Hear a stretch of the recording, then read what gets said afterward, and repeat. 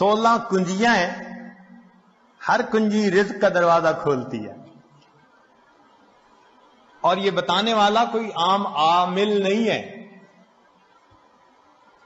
یہ سید الاولین والآخرین اللہ کے پیارے حبیب صادق الامین، جس زبان سے ہمیں قرآن ملا اسی زبان سے ہمیں نبی علیہ السلام کا فرمان ملا.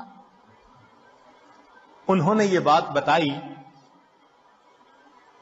تو دلوں میں ہم یقین کر کے ان باتوں کو سنیں اور ان اعمال کو اپنائیں اور رزق کے دروازوں کو آنکھوں سے کھلتا دیکھیں.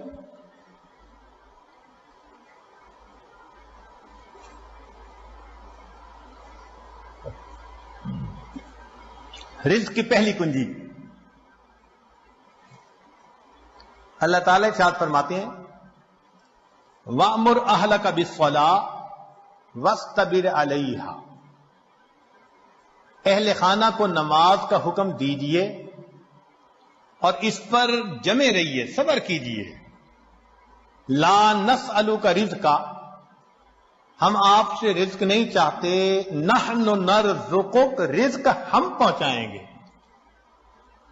اس آیت مبارکہ میں اللہ رب العزت ایک وعدہ فرما رہے ہیں اور وہ پروردگار وعدے کو نبھانا جانتا ہے.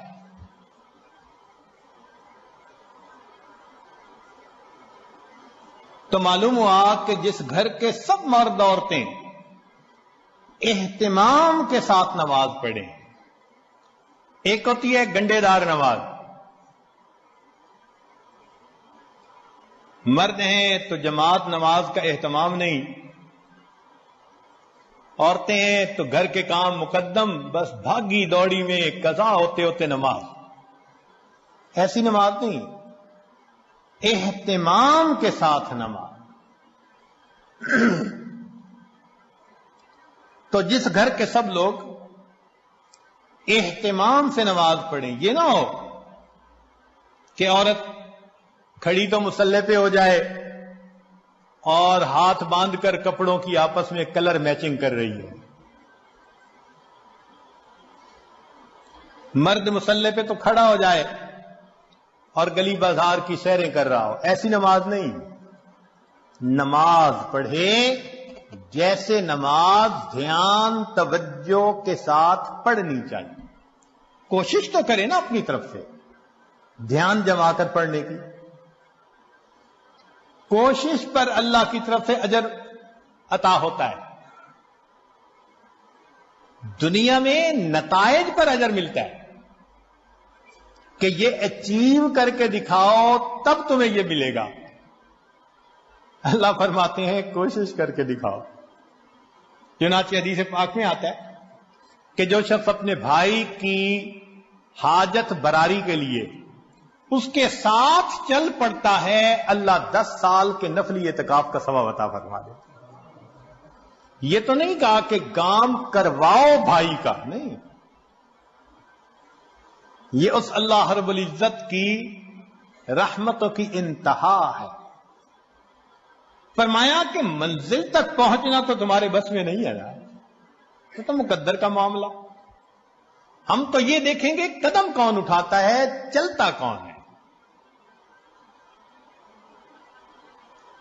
تو نماز صحیح اہتمام کے ساتھ پڑھنے کی کوشش کریں، برکتوں کے دروازوں کو کھلتا دیکھیں. میرے مالک نے فرما دیا نحن نرزقک، ہم رزق دیتے ہیں. چنانچہ آپ گھر کے ہر چھوٹے بڑے کو نماز کا اہتمام سکھائیے، رزق ملنے کی قسم یہ عاجز کھا سکتا ہے.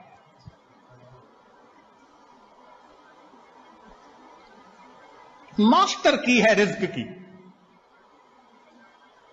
کاروبار، نوکری، کوئی بھی مسئلہ ہو رزق کا، اہتمام نماز سے اللہ رب العزت مسئلوں کو حل فرما دیتے. دوسرا عمل کثرت استغفار. قرآن مجید میں ارشاد فرمایا فَقُلْتُ اسْتَغْفِرُوا رَبَّكُمْ إِنَّهُ كَانَ غَفَّارًا. یرسل السماء علیکم مدرارا ویمددکم باموال.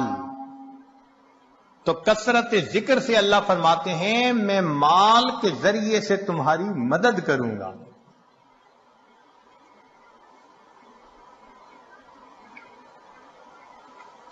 ایک اور حدیث پاک میں ہے من اکثر من الاستغفار جعل اللہ له من كل هم فرجا ومن كل ضيق مخرجا ورزقه من حيث لا يحتسب.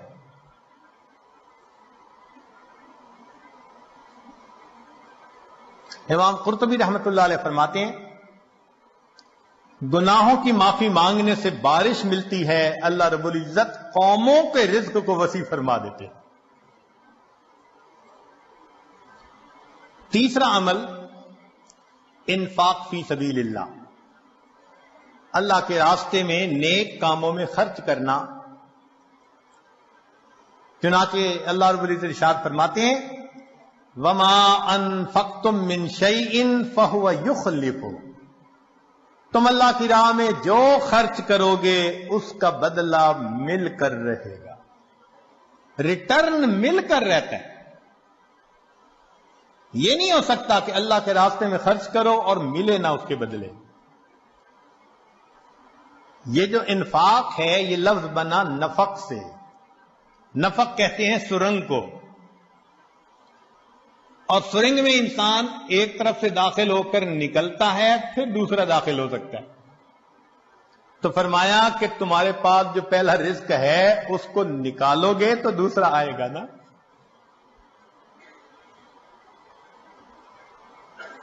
وَمَا تُنْفِقُوا مِنْ خَيْرٍ يُوَفَّ إِلَيْكُمْ. فرمایا انفق ينفق علیک، تم خرچ کرو اللہ تم پر خرچ کرے گا. عبداللہ ابن عمر اللہ عنہ فرمایا کرتے تھے ان للہ اقواما اختصهم بالنعم لمنافع العباد. اللہ کے کچھ بندے ایسے ہوتے ہیں اللہ نے ان کو اپنے بندوں کے منافع کے لیے مخصوص کر دیا. ان کی ذات سے اللہ کے بندوں کو نفع ملتا رہتا ہے. یہ ان کا چارٹر آف ڈیوٹی ہوتا ہے. جو ان کو ملتا ہے وہ ان کے اپنی ضرورت کے لیے صرف نہیں ہوتا، وہ دوسروں تک پہنچانے کے لیے ہوتا ہے. جو ڈاکیا ڈاک پہنچاتا رہے اس کی ترقی ہوتی رہتی ہے، اور جو ڈاک نہ پہنچائے تو اسے اپنی نوکری سے معزول کر دیتے ہیں. چنانچہ کتنے لوگوں کو آپ نے دیکھا ہوگا کہ بڑا اچھا کام چلا، کاروبار چلا، پھر یکدم ٹھپ. وجہ کیا بنی؟ کہ جو ملا تھا وہ سارا ان کا نہیں تھا، اس میں اللہ کے لیے خرچ کرنا تھا، مسکینوں پر، بیواؤں پر، طلباء پر، دین کے راستے میں، فلاحی کاموں میں. یہ خزانے کے سانپ بن کر بیٹھ گئے. بینک بیلنس چیک کرتے ہیں آج اتنے ملین اور آج اتنے ملین. اوپر سے ڈاکانی بند ہو گئی. کہتے ہیں جی ایک وقت تھا مٹی کو ہاتھ لگاتے تھے سونا بنتی تھی. حضرت صاحب آج تو سونے کو ہاتھ لگائے مٹی بنتا ہے. کسی نے کچھ کر دیا ہے؟ جی بالکل آپ نے خود ہی تو کیا ہے.